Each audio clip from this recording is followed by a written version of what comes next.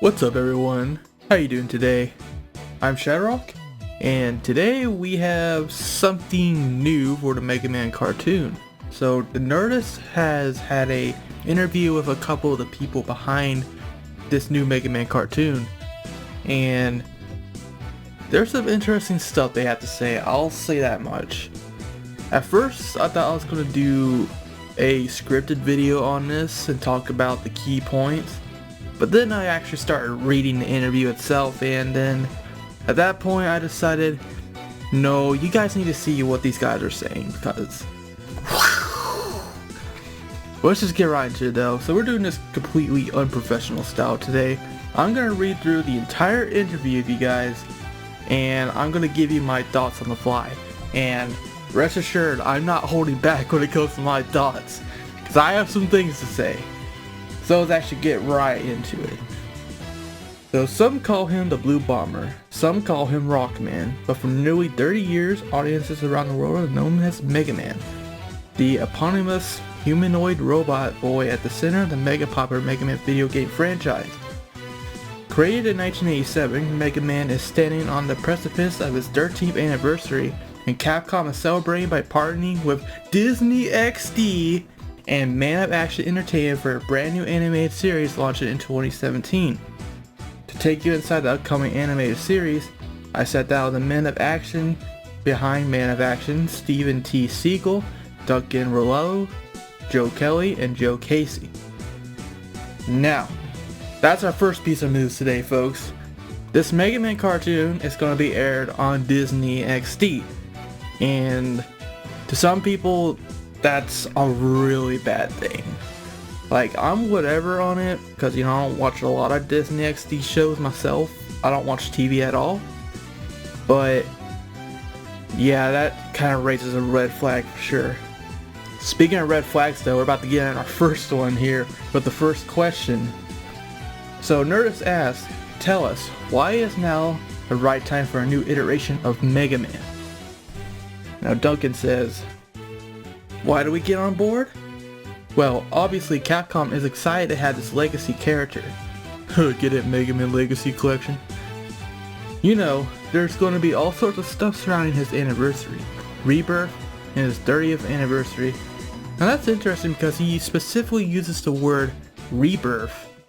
So, I do wonder what's going to happen next year at the 30th anniversary, what Capcom's plans are. Hopefully that entails an actual good new game, but that remains to be seen at this point. So for us, he's kind of a timeless character. What he represents in that figure, when you see him instantly, like immediate recognition. I mean, Mega Man's fallen by the wayside at this point, but whatever. Everybody loves this character. So for us, it was an opportunity to take a cool toy, play with it in a new way, and just make a really kick-butt show. Now, I like the enthusiasm, but the thing that raises a red flag for me is they're kind of sounding like they're doing it for the wrong reasons. Like, you don't have to be a super fan necessarily to work on a Mega Man cartoon, but just from the get-go, they really sound like they're just in it for the money, basically. They want to take a quote-unquote popular character and just make a quick buck out of it. I could be reading way too much into it, but that's just a red flag that opens up in my mind as I read that my first time.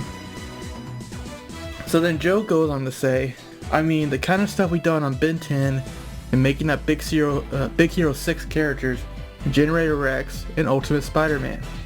It's kind of an interesting thing for us to be able to do that for a character that has some kind of different natural origin, so to speak. Mega Man's had some other shows, Mega Man's had a ton of video games, but I think this is the first time an American team gets to be a creative imprint and go. What would it be like if it was made here in the West? So we're still very respectful of all that stuff. We're working hand in hand with Dentsu America, working at Capcom, but we're also going, what would it be like if we had a slightly more American sensibility in the creation? I mean, Ruby Spears already did the Americanizing a long time ago. I mean, I guess so. As long as you don't give Mega Man muscles, well, they didn't, so. I guess there's that. Tron Mega Man it is. And DR says, so I was just going to add one thing. He's a very positive character, and it's just good timing to have some characters out there that are just about doing the right thing and trying to be good. Yeah, and this is one of the stickling points of this interview. Mega Man is a positive character that's always trying to do the right thing. Excuse me, sir. When has Mega Man not done the right thing? You know, he's always about doing the right thing, so when has he hasn't? As opposed to what, sir? But yeah, and it says, yeah, it would be just a huge bummer if Mega Man was this cynical jerk.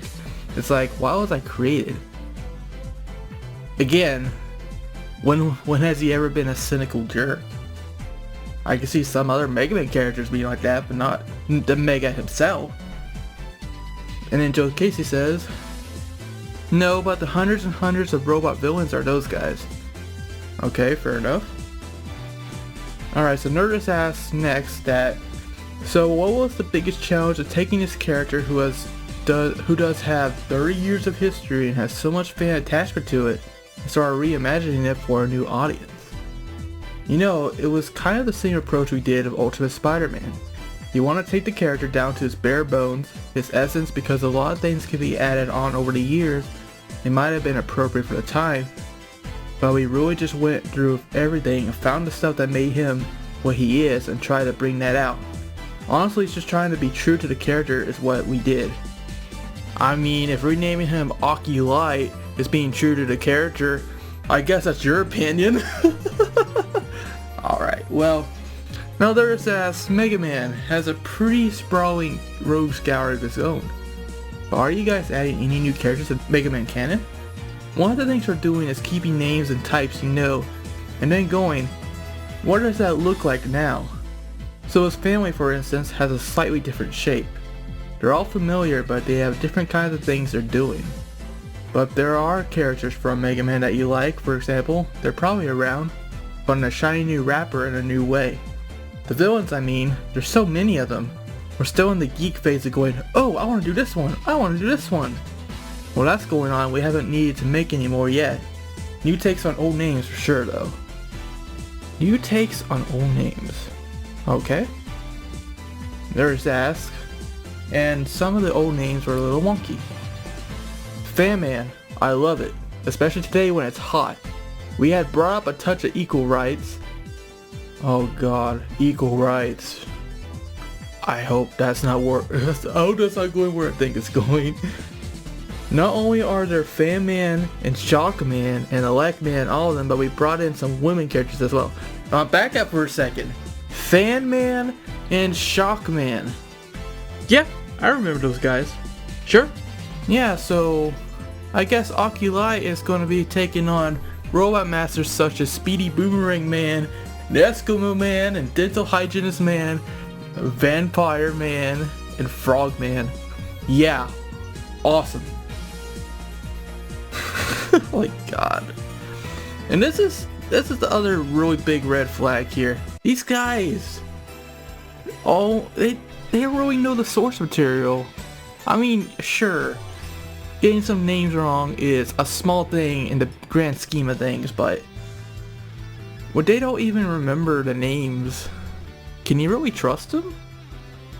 I'm sorry. But anyways, let's continue. With Nerdist, the art style is very striking from what we've seen so far. Yeah, it's pretty striking, alright. I don't think a lot of people were expecting that art style. I wasn't. How did you guys arrive at this visual aesthetic? What was the development of that like?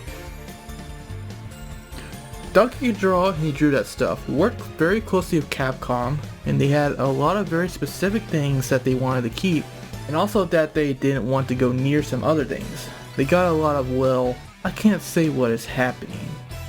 Of course you can't. Let's just say that they had some very particular aspects they wanted represented in this style. So it's most definitely guided with them, working with them, but also a little bit of my own style. I love Japanese anime and especially earlier stuff. When I grew up, it was Speed Racer, Gigantor, most of that kind of stuff. So I have a retro feel or appreciation. It was working with them, Dentsu America, Capcom, and us, and we just went through a lot of different styles and modes. I literally looked through 30 to 50 fins on the head, and then you redo those 30 to 50 with 20 more, and it's like, that's a lot of fine tuning. For people that are like, why are they doing this? Well, we spent a lot of time. Well, I hope your time was well spent, sir. Now Nerd says it wasn't just thrown together. There's a lot of thought behind it. Are there any weird rules for making the Mega Man animated series? You know, there was a lot of time developing the universe and what the rules of the world are. That's coherent and informs the Mega Man we wound up with. But like Duncan said, he's a legacy character. You know, 30 years, many iterations, Capcom picks and chooses the things that they care about, and there are a lot of signposts we have to go by. Generally though, it's like, what is this world and how is it expressed through Mega Man? And that's really fun. I mean, the world is crazy. So apparently the world is about Mega Man going to school, according to what we heard so far. I hate. He's also appeared in a lot of different forms at a lot of different ages too. So we most definitely zeroed in on a much younger version of him. I mean, Mega Man was already young. Why do you have to make a younger version? Anyway, that was the one we thought squeezed the most optimism too. And also we could play a lot what Joe said in the world and his purpose inside the world that he's operating at in the show. So if there were any rules, it was just making sure he was a little robot that could. So every bit of his design was an attempt to make sure that he looked young. Mega Man already looks young. Like, why?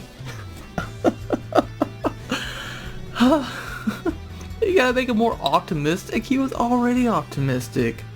It's like they're changing the character for no reason. Really? Oh man. We're almost at the end here. So there's never a version where he's like late 30s Mega Man still living in Dr. Light's basement? No, but there are darker elements in the show. They're just not him. So Mega Man is the light in the darkness, I guess. Fair enough, I suppose. Nerdist asks, lastly, what do you hope the folks take away from this new iteration? Now get this. First thing out of the man's mouth. Oh gosh, I don't know. Really? This show you've been developing for how long? You don't know what you want people to take away from this show? You just don't know? Well, guys, Mega Man's doomed. I mean, that's probably what you could take away from that, but let's continue. They should have fun. It's a fun show. What Duncan really hit on the head is that so many of the characters we're surrounded by are cynical, and they're not just doing the right thing just because they want to be heroes. Like, we're overcomplicating these characters all the time for younger audiences. He's just a fun, optimistic character who screws up a lot and is trying to figure out his way. He's not perfect, but he wants to do the right thing. We're spending more time with Aki, the human side of the character, and we mentioned that so we can come clean that it has little more than the fighting element. It's got some life in it. And you know, like Steve said, there are plenty of darker elements. It's still very fun, but we aren't shying away from some more heavier elements in it. I think it's about time we had a character who just does the right thing. And I'll say it again, when has Mega Man not done the right thing? At least what he thought was the right thing. And, I mean, granted, I haven't watched a lot of cartoons lately. And I guess maybe some modern cartoons these days have characters that are like overly complicated for no reason. I guess that's what they're getting at. But still, Mega Man was never really that complicated. He was just a housekeeper robot known as Rock, and then he was eventually converted into a fighting robot known as Mega Man when the world was in danger from Dr. Wily, and he always fought for world peace from that point on, always doing the right thing. That's a really simple concept, guys. There really wasn't a need to make it even simpler than that. So yeah, I'm just amazed. And one last thing, Mega Man is still premiering on Disney XD, so take that what you will. I'm done here, guys. That's the Mega Man cartoon, and it seems like that's where it's going, so I hope it's good, guys. But I'm not very optimistic at this point about it. I'm not gonna lie. Hopefully it'll bring in a new generation of Mega Man fans, because you know Mega Man could always use the boost in popularity and all that, but if it ends up being just crap, then honestly it doesn't deserve it. And you know, it's not really our fault. It's just what they're doing. That's just what's going on right now. So what did you guys think of this interview of the Mega Man cartoon? Let me know in the comments below and we can discuss. But yeah, I'm done. That's it. I'm out. So until next time everyone, rock on.